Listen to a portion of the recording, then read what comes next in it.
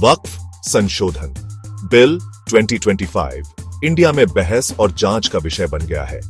ये bill parliament के दोनों सदनों से पास हो गया है और देश भर में वक्फ प्रॉपर्टीज के मैनेजमेंट और एडमिनिस्ट्रेशन में बड़े बदलाव लाने का प्रस्ताव रखता है। वक्फ, जो कि इस्लामिक तरीका है प्रॉपर्टी को धार्मिक या चैरिटेबल कामों के लिए देने का, मस्जिदों, कब्रिस्तानों, एजुकेशनल इंस्टीट्यूशंस और दूसरे कम्युनिटी कामों में मदद करने में बहुत जरूरी रोल निभाता है। ये प्रस्तावित बदलाव इन कीमती संपत्तियों के मैनेजमेंट में ट्रांसपेरेंसी, एफिशिएंसी और अकाउंटेबिलिटी से जुड़ी पुरानी चिंताओं को दूर करने की कोशिश करते हैं। इस बिल पर बहुत सी प्रतिक्रियाएं आई हैं। सरकार इसे करप्शन कम करने और मुस्लिम कम्युनिटी को मजबूत बनाने के तरीके के रूप में देख रही है, लेकिन विपक्षी दलों और मुस्लिम संगठनों ने चिंता जताई है और धार्मिक अधिकारों के कम होने और पीढ़ियों से कम्युनिटी के पास पवित्र मानी जाने वाली प्रॉपर्टीज के छिन जाने का डर व्यक्त किया है। गर्मागर्म बहस और वॉकआउट के बीच पार्लियामेंट से इस बिल का पास होना इस बिल के कारण भारतीय राजनीति में पैदा हुई गहरी दरारों को दिखाता है।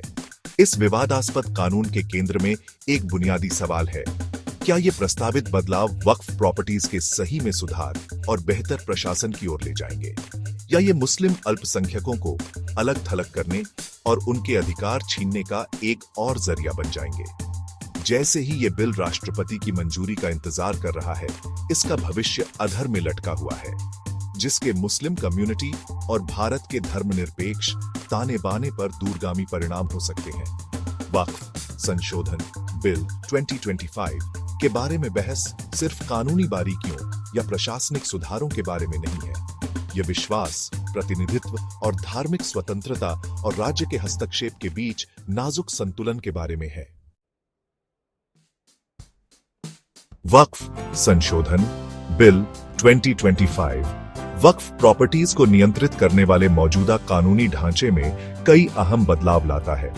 सबसे महत्वपूर्ण बदलावों में से एक है वक्फ बोर्ड, जो इन प्रॉपर्टीज का मैनेजमेंट करता है, उसमें गैर मुस्लिम सदस्यों को शामिल करना। ये कदम भले ही ज्यादा समावेश और ट्रांसपेरेंसी की दिशा में एक कदम के रूप में पेश किया गया हो, लेकिन मुस्लिम कम्युनिटी के कुछ वर्गों में चिंता पैदा करती है, जिन्हें डर है कि इससे उनके धार्मिक संस्थानों पर उनका नियंत्रण कमजोर हो सकता है। एक और विवादास्पद प्रावधान वक्फ प्रॉपर्टीज के मालिकाना हक से संबंधित है, खासकर उन प्रॉपर्टीज का जिनके पास सही कागजात नहीं है। बिल सरकार को उन प्रॉपर्टीज की जांच करने और उन्हें वापस लेने का अधिकार देता है, जिन्हें अवैध रूप से हासिल किया गया है या कब्जा कर लिया गया है। जहां समर्थकों का तर्क है कि दुरुपयोग को रोकने और खोई हुई संपत्तियों को वापस पाने के लिए ये उपाय जरूरी है, वहीं आलोचकों को डर है कि इसका इस्तेमाल ऐतिहासिक मस्जिदों, दरगाहों और कब्रिस्तानों को निशाना बनाने के लिए किया जा सकता है, जिनमें से कई के पास सदियों पुराने मालिकाना हक के औपचारिक रिकॉर्ड नहीं है। बिल सभी वक्फ प्रॉपर्टीज को एक सेंट्रलाइज्ड ऑनलाइन पोर्टल पर रजिस्टर करने का भी आदेश देता है।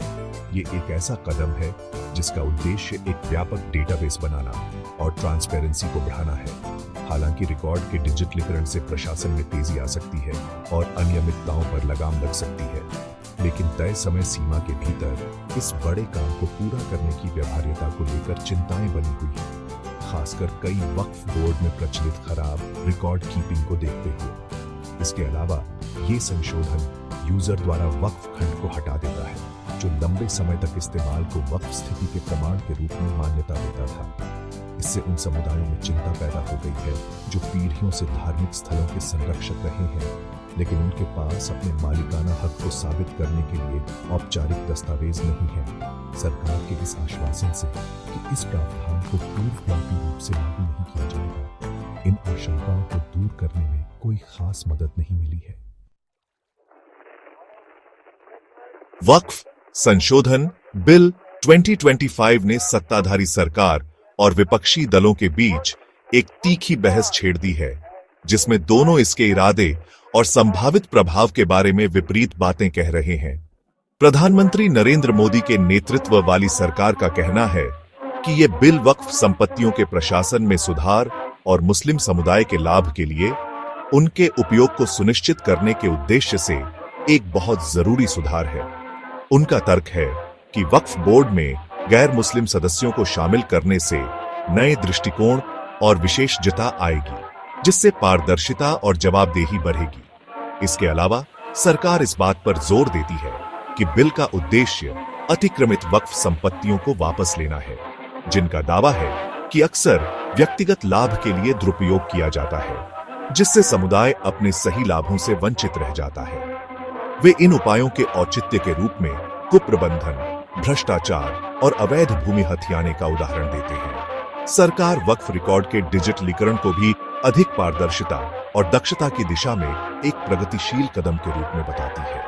हालांकि विपक्षी दल और कई मुस्लिम संगठन इस बिल को गहरे संदेह की नजर से देखते हैं। इसे मुस्लिम संस्थानों की स्वायत्तता को कमजोर करने और समुदाय की संपत्तियों को छीनने की कोशिश के रूप में देखते हैं। उनका तर्क है कि वक्फ बोर्ड में गैर मुस्लिम सदस्यों को शामिल करना उनकी धार्मिक स्वतंत्रता का उल्लंघन है और धार्मिक मामलों में राज्य के हस्तक्षेप की एक खतरनाक मिसाल कायम करता है। आलोचक इस बात को लेकर भी चिंता व्यक्त करते हैं कि संपत्ति के मालिकाना हक से संबंधित प्रावधानों का इस्तेमाल ऐतिहासिक मस्जिदों और धार्मिक स्थलों को निशाना बनाने के लिए किया जा सकता है, जिनमें से कई के पास स्पष्ट स्वामित्व दस्तावेज नहीं है।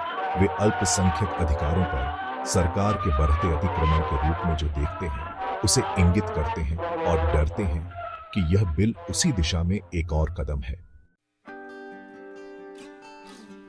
जैसे ही वक्फ संशोधन बिल 2025 राष्ट्रपति की मंजूरी का इंतजार कर रहा है, इसका भविष्य अनिश्चित बना हुआ है, जिसमें कई पक्षों से संभावित कानूनी चुनौतियां और निरंतर विरोध है। मुस्लिम संगठनों ने सुप्रीम कोर्ट में इस बिल को चुनौती देने की कसम खाई है। उनका तर्क है कि यह उनके संवैधानिक अधिकारों का उल्लंघन करता है और उनकी धार्मिक संपत्तियों को छीन सकता है। अगर कानूनी लड़ाई शुरू होती है तो इसे सुलझने में सालों लग सकते हैं, जिससे कई वक्फ संपत्तियों और उन समुदायों का भविष्य अधर में लटक जाएगा जिनकी वे सेवा करते हैं। कानूनी चुनौतियों के अलावा बिल के कार्यान्वयन में व्यावहारिक बाधाओं का सामना करना पड़ रहा है। कम समय में सभी वक्फ संपत्तियों को एक केंद्रीकृत ऑनलाइन पोर्टल पर पंजीकृत करने का काम महत्वाकांक्षी है। खासकर संपत्तियों की संख्या और कई वक्फ बोर्ड में रिकॉर्ड कीपिंग की अक्सर अराजक स्थिति को देखते हुए विशेष रूप से उचित दस्तावेजों की कमी वाली ऐतिहासिक संपत्तियों के लिए स्वामित्व के दावों की प्रभावी ढंग से जांच करने की सरकार की क्षमता पर भी सवाल उठता है। इसके अलावा बिल की सफलता मुस्लिम समुदाय का विश्वास बनाने और उनकी आशंकाओं को दूर करने पर निर्भर करती है, जो सरकार के इरादों को लेकर खुद को अलग-थलग और आशंकित महसूस करता है। चिंताओं को दूर करने, अस्पष्टताओं को दूर करने और यह सुनिश्चित करने के लिए कि बिल के कार्यान्वयन से उस समुदाय को और अलग-थलग न किया जाए, जिसके लाभ के लिए यह है सभी हितधारकों को शामिल करते हुए एक सलाहकार और समावेशी दृष्टिकोण बहुत जरूरी है। वक्फ संशोधन बिल 2025 वक्फ संपत्तियों में सुधार और बेहतर प्रशासन का अवसर प्रदान करता है, लेकिन इसमें सांप्रदायिक विभाजन को गहरा करने और मुस्लिम अल्पसंख्यकों में असुरक्षा को हवा देने का जोखिम भी है। आगे के रास्ते के लिए संवेदनशीलता, पारदर्शिता और सभी समुदायों के अधिकारों और आकांक्षाओं को बनाए रखने की प्रतिबद्धता की जरूरत है।